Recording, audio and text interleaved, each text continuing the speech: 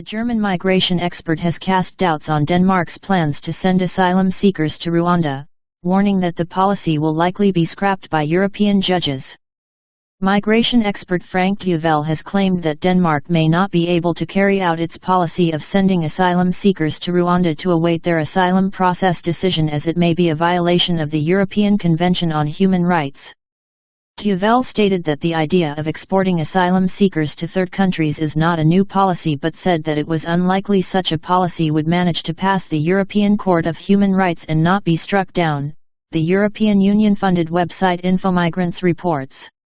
There is also the possibility, InfoMigrants notes, that the United Kingdom could be prevented from sending asylum seekers to Rwanda under its own plans, as the country is still a signatory to the European Convention on Human Rights enforced by the European Court of Human Rights, ECtHR, despite leaving the European Union.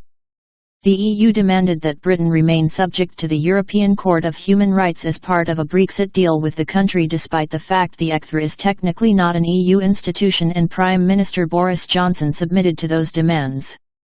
Düvell is not the first to be sceptical of the British deal with Rwanda, as Brexit leader Nigel Farage stated last month that he did not believe the deal would be a long-term solution to the issue of illegal boat migrants crossing the English Channel. If, and I really mean if, within the next week we start seeing plane loads being taken to Rwanda, that may well act as a short-term deterrent. After all, why would you pay a criminal trafficker €3,000, €5,000 if you thought immediately you would be sent to Rwanda? Farage observed.